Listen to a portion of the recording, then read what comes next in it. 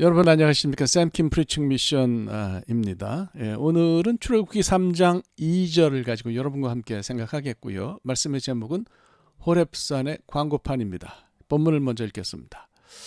여호와의 사자가 떨기나무 가운데로부터 나오는 불꽃 안에서 그에게 나타나시니라. 그가 보니 떨기나무에 불이 붙었으나 그 떨기나무가 사라지지 아니하는지라. 하나님의 사자가 이제 그 모세에게 나타나셨어요. 어디서 나타나셨어요? 1절은 장소를 하나님의 산 호렙이라고 얘기를 합니다. 엘하르 하엘로힘 호레바.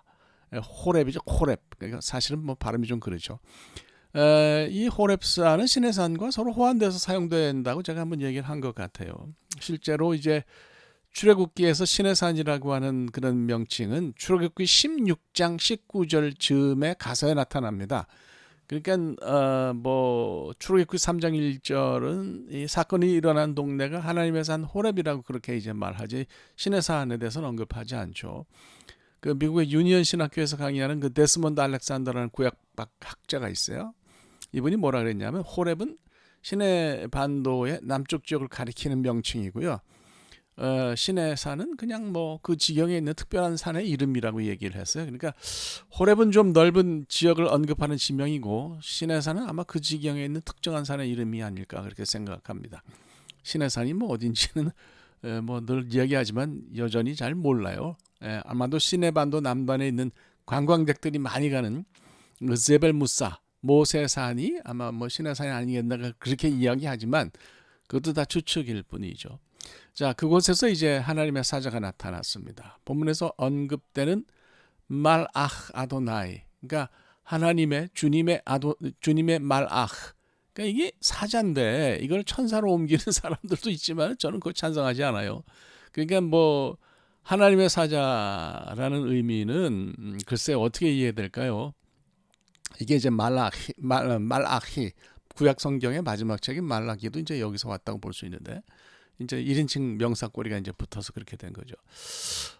일반적으로 구약 본문에서 사자가 나타났다는 표현은 그 하나님 꼬붕이인 어떤 그 천사급 존재가 모습을 드러낸 걸로 이해하면 좀 곤란합니다. 그거보다는 manifestation of God, 하나님의 현현으로 이해하는 것이 낫습니다. 하나님 영적인 존재시니까 인간이 눈으로 보거나 확인을 못하죠. 이제 그런 존재, 그런 영적인 존재가 인간의 가시적인 영역 속으로 들어오셔서 사람이 볼 수 있는 그런 모습으로 나타났다고 그렇게 생각하는 것이 맞죠. 그러니까 하나님이 모세 주변의 땅이 거룩한 곳이니까 신을 벗으라 그러셨잖아요. 천사라면 그 떨게나무 주변의 땅을 거룩한 땅으로 바꾸는 거 못해요. 하나님만 하실 수 있는 일이죠. 제가 볼 때는 천사라기보다는 하나님 그분이 자신을 좀 낮춰서 모세의 눈이 따라잡을 수 있는 그런 모습을 드러내셨다. 이렇게 보는 게 맞는 것 같아요. 그러니까 하나님이 인간과 관계를 맺기 위해서 자신을 낮추는 거는 사실은 성경 속에 많이 있죠. 특히 예수 그리스도가 그러셨잖아요. 예.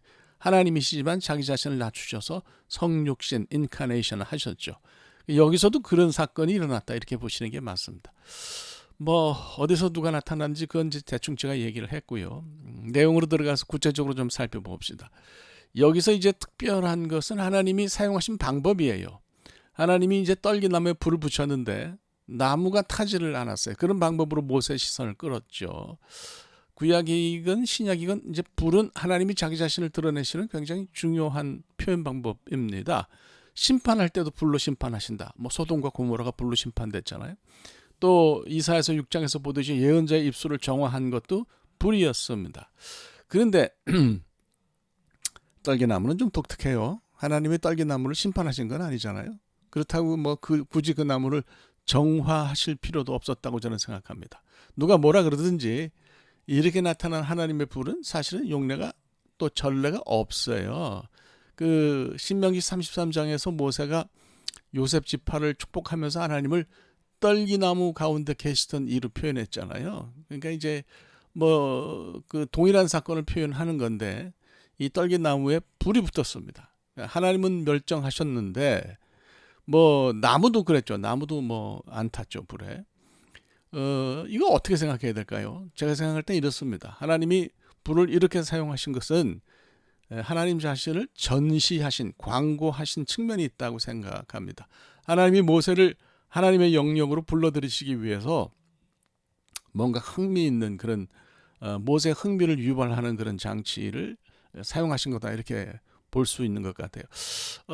뭐 좀 자연스럽게 설명하자면, 오늘날 우리가 쉽게 이야기하자면 하나님이 일종의 광고판을 사용하셨다고 저는 생각합니다. 밤에 이제 도심을 지나가면 커다란 높은 건물벽에 걸린 커다란 전광판이나 대화면 텔레비전이 걸려 있어서 사람의 눈길을 끌잖아요. 그 빛이 거기서 쏟아져 나오지만 화면 자체는 뭐 망가지거나 불타 없어지지 않습니다. 하나님은 지금부터 3,500년 전에 이미 이런 초인류 기술을 개발해서 사용하셨다고 보면 어떻겠습니까? 2017년도에 미국 슈퍼볼, 미국은 뭐 슈퍼볼 그러면 아메리칸 풋볼 아주 환장하죠, 사람들이. 근데 이제 한 1초에 들어가는 광고비가 엄청난데, 한국 자동차가 거기 이제 광고를 내가지고 호평을 받았어요. 거기 왜 사람들이 호평을 받았냐면 메시지가 거기 담겨 있기 때문이라고 그래요. 하나님은 호렙산 위에 광고판을 하나를 세우시고 거기에 불을 담으시고 그것을 통해서 메시지를 전달하셨어요. 그 메시지는 뭐 많은 사람들을 위한 게 아니었어요. 오직 단 한 사람, 모세를 움직이기 위해서 그렇게 하셨습니다. 본문을 보면 주님의 사자가 그에게 나타나셨다. 바이에라 말ach 아도나이 엘라브, 그렇게 말하는 표현이 있습니다. 그에게 엘라브라고 하는 표현은, 짧은 표현은 모세 한 사람을 향한 하나님의 능동적인 관심이 아주 잘 나타나 있습니다. 엘이라고 하는 전치사가 아주 운동성을 가지고 있어요. 그러니까 떨기나무는 거기 서 있었지만 사실은 모세를 향해서 내용적으로는 움직였다, 이렇게 볼 수 있는 거죠. 하나님은 그날 모세 한 사람을 위해서 나무 전체에 불을 붙이시고요. 그리고 모세를 향해서 그걸 움직여 가셨어요. 한 사람을 위한 광고판이다, 이렇게 생각하면 참 대단하다는 생각이 듭니다. 모세는 그냥 뭐 사실 그 출애굽에 대한 생각은 안 했던 거죠. 그날도 여러 날과 다름없이 산으로 양을 몰고 갔죠. 40년 동안 늘 똑같이 양을 치는 지루함이 있었으니까 그날도 뭐 다른 것이 없었어요. 그런데 그렇게 매일을 똑같이 별다른 뭐 흥미나 열정이나 이런 거 없이 시간을 죽이는 모세를 하나님이 출애굽으로 끌어들여야 했으니까 뭔가 하나님으로서도 독특한 방법을 사용하실 필요가 있었겠다, 그런 생각이 듭니다. 사실 생각해보면 우리는 주로 이제 절박하니까 하나님을 찾는데요. 아무런 절실함이 없고 그냥 매일매일 사는 사람은 어때요? 제가 여기서 한 가지 발견한 건 그거예요. 하나님이 원하시면 그런 절박함이 없는 사람에게도 이렇게 공을 들이신다. 야, 이거 참 감동적입니다. 저는 늘 제가 찾아야만 하나님이 얼굴을 좀 보여주신다, 이런 생각을 했는데, 하나님은 뭐 그렇지 않으신 것 같아요. 오히려 열심히 부족한 사람도 내가 너를 필요로 한다, 이렇게 생각하시면 확실하게 챙기시는 것 같아요.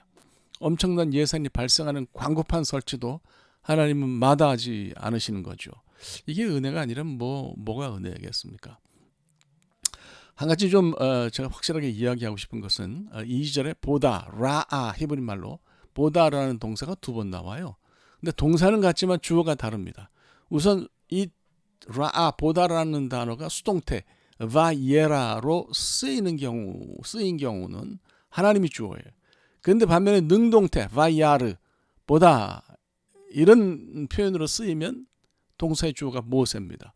그러니까 하나님의 사자는, 하나님은 모세를 향하여 보임바 되었고 모세는 떨기나무가 불타는 것을 보았습니다. 그러니까 한 문장 안에서 같은 동사가 2번 사용되는데 주어가 각기 달라요. 이걸 어떻게 이해해야 될까요? 유대교 랍비 가운데 그 조나단 매거넷이라는 사람이 있어요. 영국 출신의 성경학자인데요. 이 절을 분석하면서 재미있는 얘기를 했습니다. 한 문장 안에서 같은 라 동사가 수동태와 능동태로 각각 사용이 되고 서로 다른 주어를 가지고 있는 것은 나레이터의 시각을 보여준다는 거예요. 그러니까 나레이터는 사건 전체를 조망하는 입장이죠.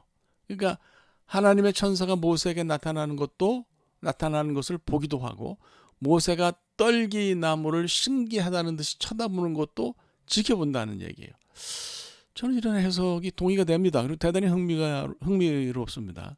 2절을 그렇게 분석을 하면 내레이터가 볼 때 그 구원이 이루어지는, 출애굽이라고 하는 놀라운 구원 사건이 시작되는 바로 그 시점에 하나님과 모세가 거기 같이 같이 서 있다는 얘기예요. 세상을 향한 구원의 책임에 있어서 하나님과 인간이 같은 장면 안에 선 것입니다. 물론 둘이 동급은 아니죠. 출애굽 사건의 주체는 당연히 하나님이시고요. 사람인 모세는 그냥 도구일 뿐입니다. 하나님이 나타나시지 않았다면 그러면 모세 출현은 뭐 아무런 의미가 없는 거죠. 모세가 불꽃을 봤지만 2차적이에요. 그러니까 모세 아니라 누구라도, 모세라는 사람이 굉장히 큰 사람이긴 하지만 누구라도 사실은 도구가 될 수 있었다고 생각합니다. 그러면 모세의 역할은 제한적이고 본질적으로 별로 의미가 없는 거냐? 그렇지는 않습니다. 만약에 도구로 사용된 모세가 자기 책임을 제대로 감당하지 않았다면 출애굽이 제대로 이루어졌을 거라고 보기는 어렵습니다. 하나님이요, 몇백 년 동안 이 일을 마음에 품으셨어요. 모세를 도구로 쓰시기 위해서 무려 80년을 갈무리를 해오셨어요. 이런 상황에서 모세가 난 뭐 못하겠다고 나가 자빠졌다면 출애굽은 시기적으로 아주 뒤로 연기되었을 가능성이 높지 않을까, 그런 생각이 들었습니다. 책임의 문제를 다룸에 있어서 하나님과 인간이 같이 뭐 책임이 있다라고 하는 신인 협동주의, 시너지즘, 그런 얘기를 하려는 건 아닙니다. 다만 하나님은 당연히 그분의 구원 행동에 성실하시기 때문에, 이게 하나님의 의예요. 인간 또한 끝까지 책임을 다해야 된다고 말하는 거예요. 그러니까 이게 이제 인간의 의인데, 하나님은 항상 일하세요. 사람은 일하다 말다 합니다. 내키지 않으면 멈춰섭니다. 이래서는 안 된다, 그런 얘기죠. 사람이 한 문장 안에서 하나님과 같은 동사를 나눠서 사용하려면 거기에 걸맞는 책임감을 가져야 한다고 저는 믿습니다. 그래야 역사가 이루어지죠. 어디 모세뿐입니까? 우리 모두가 그렇다고 생각합니다. 기도합시다. 하나님이 모세를 부르셨을 때 모세가 책임을 다하고 그곳을 향해 나아갔던 것을 기억합니다. 하나님이 우리에게 보이신 바 되었다면 우리도 하나님을 바라볼 수 있는 그런 믿음을 가지고 하나님의 구원 역사에 동참하는 저희가 되게 하여 주옵소서. 예수 그리스도의 이름으로 기도합니다. 아멘. 네, 감사합니다. 다음 주는 이제 출애굽기 3장 4절 5절을 가지고 계속해서 설교하도록 하겠습니다. 고맙습니다.